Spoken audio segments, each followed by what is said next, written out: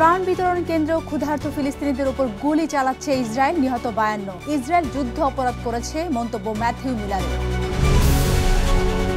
Russia Ukraine যুদ্ধ বন্ধে আশা আলো দেখাচ্ছে দ্বিতীয় দফার শান্তি চুক্তি বৈঠক। বন্দি বিনিময়, মরদেহ ফিরিয়ে দিতে সম্মত দুই দেশ। পরমাণু চুক্তির আগে যুক্তরাষ্ট্রকে নিষেধাজ্ঞা তুলে নেওয়ার আহ্বান ইরানের। ইউরেনিয়াম নিয়ে মার্কিন প্রস্তাব প্রত্যাখ্যান। মিয়ানমারে যুদ্ধবিরতির মেয়াদ বাড়ল ৩০ জুন পর্যন্ত। ভূমিকম্পে ক্ষতিগ্রস্তদের পুনর্বাস, অবকাঠামো মেরামতের জন্য এ উদ্যোগ।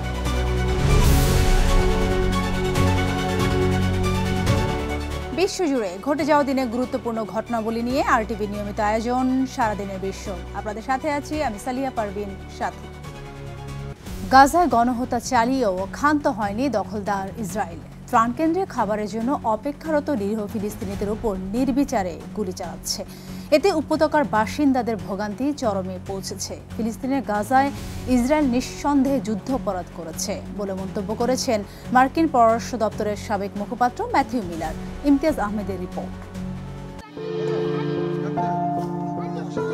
এভাবেই ভোরের আলো ফোটার আগে হাজার ক্ষুধার্ত মানুষ ভিড় করেন গাজার ত্রাণ বিতরণ কেন্দ্রে। এটি এখনকার গাজার প্রতিদিনের ঘটনা। সন্তানের কান্না থামাতে বাবা মা ছুটে যান রুটির খোঁজে।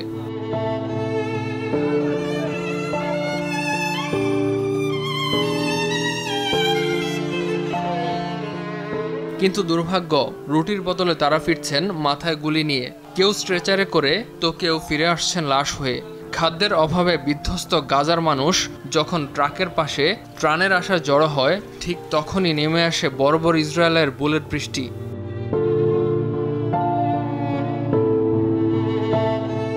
সম্প্রতি রাফা ও খান ইউনিসে মার্কিন সমর্থিত ত্রাণ বিতরণ কেন্দ্রের এই ভয়াবহ মৃত্যু ফাঁদে পড়ে গুলিবিদ্ধ হয়েছেন শত শত ফিলিস্তিনি। এর মধ্যে অনেকেই নিহত হয়েছেন। ক্ষুধার জ্বালায় আমি এখানে এসেছি, আমাদের কথা কেউ ভাবে না। আমি এখানে এসেছি কারণ আমি আমার বাচ্চাদের মুখে খাবার তুলে দিতে চাই। 10 জন মানুষের জন্য আমাকে খাবার ব্যবস্থা করতে হয়। আমি 80 দিন ধরে ক্ষুধার্ত ছিলাম, কেউ আমাকে এক টুকরো রুটিও দেয়নি, তাই আমি এখানে এসেছি।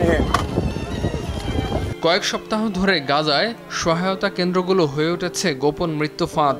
এক বিবৃতিতে মন্তব্য করেছে জাতিসংঘের ফিলিস্তিনি বিষয়ক UNRWA।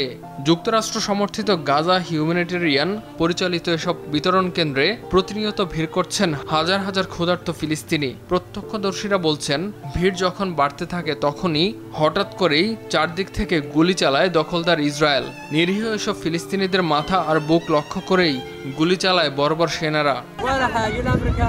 আমরা বিতরণ কেন্দ্রে সেনাবাহিনীর কাছাকাছি ছিলাম, লাইনে অপেক্ষা করছিলাম ত্রাণের জন্য। তারা আমাদের প্রবেশ করতে এবং সেখান থেকে সাহায্য নিতে অনুমতি দিল। তাদের নির্দেশ অনুযায়ী আমরা প্রবেশ করলাম, কিন্তু এরপরই শুরু হলো গুলিবর্ষণ।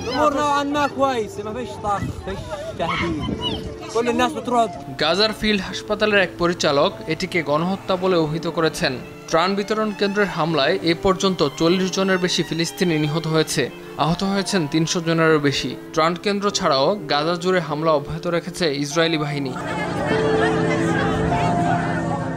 এদিকে বাইডেন প্রশাসনের অভ্যন্তরীণ মতবিরোধ এবং গাজা নিয়ে মার্কিন নীতির নানা টানাপোড়েন প্রসঙ্গে মুখ খুলেছেন মার্কিন পররাষ্ট্র দপ্তরের সাবেক মুখপাত্র ম্যাথিউ মিলার।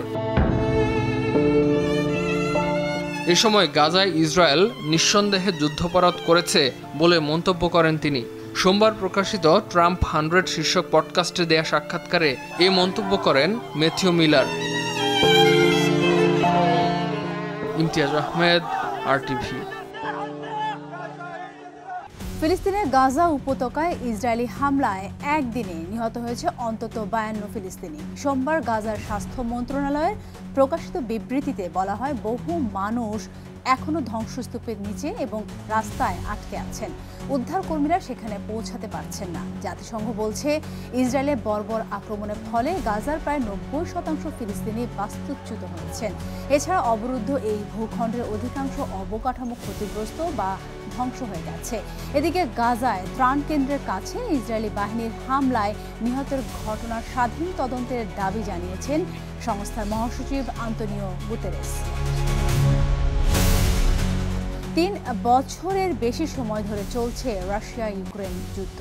এই দীর্ঘ সময় বেশ কয়েকবার সমঝোতার চেষ্টা হলেও কেউ কাউকে ছাড় না দেওয়ায় শেষ পর্যন্ত তেমন কোনো অগ্রগতি হয়নি। তবে শান্তি চুক্তি নিয়ে সোমবার দুই দেশের দ্বিতীয় দফা বৈঠকের পর যুদ্ধবিরতির ক্ষেত্রে আশার আলো দেখা দিয়েছে। আলোচনায় বন্দি বিনিময় ও নিহত সেনাদের মরদেহ ফিরিয়ে দিতে সম্মত হয়েছে দেশ দুটি। বিস্তারিত বিন ইয়ামিনের রিপোর্টে। ইউরোপে শান্তি ফিরিয়ে আনতে বেশ কয়েকদিন ধরেই চেষ্টা চালিয়ে যাচ্ছিল বিশ্ব কূটনীতিকরা। মধ্যস্থতাকারীদের অনেক প্রচেষ্টার পর মে মাস থেকে তুরস্কের ইস্তাম্বুল শহরে সরাসরি আলোচনায় বসেছে মস্কো ও কিয়েভ। এরই ধারাবাহিকতায় সোমবার দ্বিতীয় দফায় আলোচনায় বসে দুই দেশের প্রতিনিধি দল। বৈঠকে নেতৃত্ব দেন রুশ প্রেসিডেন্ট ভ্লাদিমির পুতিনের সহকারী ভ্লাদিমির মেদিনস্কি ও ইউক্রেনের প্রতিরক্ষা মন্ত্রী রুস্তেম উমেরভ। বৈঠকে অল ফর অল নীতি অনুসরণ করে সকল গুরুতর আহত ও অসুস্থ সেনাদের মুক্তি দিতে সম্মত হয়েছে দুই দেশ। ইউক্রেনের প্রতিরক্ষা মন্ত্রী রুস্তেম উমেরভ জানিয়েছেন, এর আওতায় 18 থেকে 25 বছর বয়সী সব সেনাকে মুক্তি দেয়া হবে। এই সংখ্যাটি 1000-এরও বেশি বলে জানিয়েছে রুশ প্রতিনিধি দল। বন্দি বিনিময়ের আগে 6000 করে মোট 12000 সেনার মৃতদেহ বিনিময় হবে ইউক্রেন রাশিয়ার মধ্যে। বিনিময় প্রক্রিয়া ঠিকভাবে শেষ করতে থাকবে 3 দিনের যুদ্ধবিরতি। বৈঠকের পর সংবাদ সম্মেলনে একথা জানান রুশ প্রতিনিধি দলের প্রধান ভ্লাদিমির মেদিনস্কি। আত্মীয়স্বজনরা যেন মৃতদেহ এবং আহত অসুস্থ সেনাদের নিতে আসতে পারেন, সেজন্য আমরা 2 অথবা 3 দিনের যুদ্ধবিরতির প্রস্তাব দিয়েছি এবং কিয়েভ তাতে সম্মতি দিয়েছে। আমাদের সমঝোতা চূড়ান্ত হয়েছে, খুব শীঘ্রই এগুলো বাস্তবায়ন করা হবে।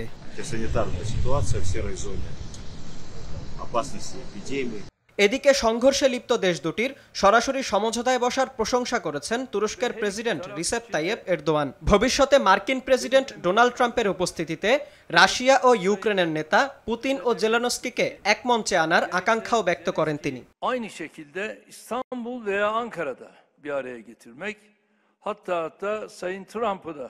তবে সোমবারের এই আলোচনায় স্থায়ী যুদ্ধবিরতির বিষয়ে তেমন অগ্রগতি হয়নি। ইউক্রেন ও তার পশ্চিমা মিত্ররা যুদ্ধবিরতির এই প্রস্তাব মেনে নিতে রাশিয়ার প্রতি আহ্বান জানিয়েছে। তবে মস্কো বলছে তারা যুদ্ধে স্বল্পমেয়াদী বিরতি নয়, বরং দীর্ঘমেয়াদী সমাধান চায়। অন্যদিকে কিয়েভ অভিযোগ করছে পুতিন শান্তি প্রতিষ্ঠায় আগ্রহী নন। Our delegation is now in Istanbul and we are ready to take the necessary steps for peace. বৈঠকে বেশ কয়েকটি শর্ত দিয়ে পূর্ণাঙ্গ যুদ্ধবিরতির রূপরেখা দেয়া হয়েছে রাশিয়ার পক্ষ থেকে। শান্তি চুক্তির এই খসড়া হাতে পাওয়ার কথা স্বীকার করে ইউক্রেনের প্রতিরক্ষা মন্ত্রী জানান, মস্কোর প্রস্তাব পর্যালোচনা করবে কিয়েভ। এছাড়া প্রতিনিধি দলের বদলে দুই নেতার সরাসরি আলোচনার কথাও বলেন তিনি। ইউক্রেনের পক্ষ থেকে আরও আলোচনার প্রস্তাব দেয়া হয়েছে। তবে এই আলোচনার মূল বিষয়গুলো কেবল প্রেসিডেন্ট জেলেনস্কি ও প্রেসিডেন্ট পুতিনের সরাসরি বৈঠকের মাধ্যমেই সমাধান হতে পারে। বিন ইয়ামিন, RTV। পরমাণু কর্মসূচি নিয়ে যুক্তরাষ্ট্রের সঙ্গে যে কোনো চুক্তির আগে ইরানের উপর আরোপিত নিষেধাজ্ঞা তুলে নিতে যুক্তরাষ্ট্রকে আহ্বান জানিয়েছে দেশটির পররাষ্ট্র মন্ত্রণালয়। সোমবার ইরানের বার্তা সংস্থা IRN-এর বরাতে তথ্যটি নিশ্চিত করেছে আল জাজিরা। IRN-এতে দেওয়া বক্তব্যে ইরানের পররাষ্ট্র মন্ত্রণালয়ের মুখপাত্র ইসমাইল বাঘাই জানান, নিষেধাজ্ঞার প্রকৃত অবসান কবে হবে তার সুনির্দিষ্ট ব্যাখ্যা তেহরান প্রত্যাশা করে। এর আগে যুক্তরাষ্ট্র ইরানকে পরমাণু কর্মসূচি নিয়ে একটি গ্রহণযোগ্য প্রস্তাব পাঠিয়েছে বলে দাবি করে একাধিক মার্কিন গণমাধ্যম। সেখানে তেহরানকে ইউরেনিয়াম সমৃদ্ধিকরণ কর্মসূচি পুরোপুরি তুলে নেওয়ার আহ্বান জানানো হলেও নিষেধাজ্ঞা প্রত্যাহারের বিষয়ে কিছুই বলা হয়নি। তাই প্রস্তাবটিকে প্রত্যাখ্যান করছে ইরান। মিয়ানমারে বাড়ল যুদ্ধবিরতির মেয়াদ। সরকারের নতুন ঘোষণা অনুযায়ী এর মেয়াদ আগামী 30 জুন পর্যন্ত বাড়ানো হয়েছে। সংবাদ মাধ্যম রয়টার্স এক প্রতিবেদনে জানায়, ভূমিকম্পে ক্ষয়ক্ষতির শিকার লোকজনের পুনর্বাসন এবং ভেঙে পড়া অবকাঠামো মেরামতের কাজ চলছে এখনো। এ কারণে বাড়ানো হয়েছে যুদ্ধবিরতি। তবে বেসামরিক লোকজনের ক্ষতি হতে পারে এমন কর্মকাণ্ড ঘটালে কঠোর জবাবে হুঁশিয়ারি দিয়েছে সামরিক সরকার। মার্চের শেষ দিকে ভয়াবহ ভূমিকম্পের পর দেশটির সশস্ত্র রাজনৈতিক গোষ্ঠীগুলোর সঙ্গে যুদ্ধবিরতির ঘোষণা করেছিল ক্ষমতাসীন জান্তা সরকার। যুক্তরাষ্ট্রের বাজারে ইস্পাত ও অ্যালুমিনিয়াম আমদানিতে শুল্কের পরিমাণ বাড়ায় দেশটির উপর পাল্টা ব্যবস্থা নেওয়ার হুঁশিয়ারি দিয়েছে ইউরোপীয় ইউনিয়ন। সংস্থাটির মুখপাত্র ওলফ গিল জানান, যুক্তরাষ্ট্রের শুল্ক বৃদ্ধির প্রতিক্রিয়ার প্রয়োজন হলে পাল্টা ব্যবস্থা নিতে প্রস্তুত রয়েছে ইউরোপীয় ইউনিয়নভুক্ত দেশগুলো। যুক্তরাষ্ট্রের প্রেসিডেন্ট ডোনাল্ড ট্রাম্পের শুল্ক বৃদ্ধির সিদ্ধান্ত বিশ্ব অর্থনীতিকে হুমকির মুখে ফেলবে বলেও এ সময় জানান তিনি। এর আগে শুক্রবার একটি ইস্পাত কারখানা পরিদর্শনে গিয়ে ট্রাম্প ইস্পাত ও অ্যালুমিনিয়াম আমদানির উপর শুল্ক 25% থেকে বাড়িয়ে 50% নির্ধারণ করেন। যুক্তরাষ্ট্রের কলোরাডো অঙ্গরাজ্যের বোল্ডারে ইসরায়েলপন্থী সমাবেশে পেট্রোল বোমা নিক্ষেপের ঘটনায় এক মিশরীয় নাগরিককে অভিযুক্ত করা হয়েছে। 45 বছর বয়সী মোহাম্মদ সাবরি সলিমান 1 বছর ধরে হামলার পরিকল্পনা করে আসছিলেন। নন সিটিজেন স্ট্যাটাসের কারণে আগ্নেয়াস্ত্র কিনতে না পারায় বন্দুকের পরিবর্তে মোলেটিভ ককটেল ব্যবহার করেন তিনি। সোমবার প্রসিকিউটররা এসব তথ্য নিশ্চিত করেন। রাজ্য এবং ফেডারেল আদালতের নথি অনুযায়ী হত্যা চেষ্টা, হামলা এবং ঘৃণামূলক অপরাধের অভিযোগ তার বিরুদ্ধে আনা হয়েছে।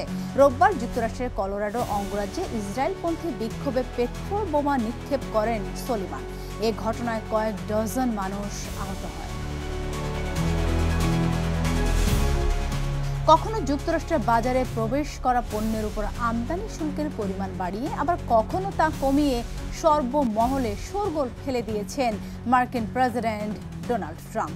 আর এতেই বিশ্ববাজারে কমতে শুরু করেছে যুক্তরাষ্ট্রের গ্রহণযোগ্যতা।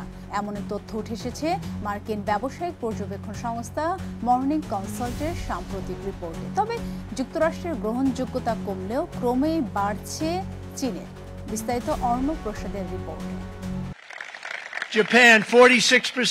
দ্বিতীয় মেয়াদে ক্ষমতায় এসেই চীন সহ পৃথিবীর বিভিন্ন দেশের পণ্যের ওপর শুল্ক আরোপের খেলা অব্যাহত রেখেছেন মার্কিন প্রেসিডেন্ট ডোনাল্ড ট্রাম্প। শুল্ক আরোপ নিয়ে হোয়াইট হাউসের প্রতিনিয়ত সিদ্ধান্ত পরিবর্তন বেকায়দায় ফেলেছে দেশটির অর্থনীতিকে। দেশের গণ্ডি পেরিয়ে বিশ্ববাজারেও কমছে যুক্তরাষ্ট্রের গ্রহণযোগ্যতা। এমন তথ্যই উঠে এসেছে মার্কিন বাণিজ্য বিষয়ক পর্যবেক্ষক সংস্থা মর্নিং কনসাল্টের সাম্প্রতিক রিপোর্টে। সংবাদ মাধ্যম অ্যাক্সিওস পোর্টাল তাদের প্রতিবেদনে তথ্যটি নিশ্চিত করেছে। গেল 5 মাস ধরে মর্নিং কনসাল্ট 2 চিরপ্রতিদ্বন্দ্বী চীন ও যুক্তরাষ্ট্রের অনুকূলতার রেটিং নিয়ে জরিপ করে। সেখানে মে মাস শেষে যুক্তরাষ্ট্রের রেটিং পয়েন্ট দাঁড়ায় মাত্র 1.5। জানুয়ারিতে এটি ছিল 20-এর উপরে। তবে যুক্তরাষ্ট্রের পয়েন্ট কমলেও বেড়েছে চীনের রেটিং পয়েন্ট। তাদের অনুকূলতার রেটিং দাঁড়িয়েছে 8.8-এ।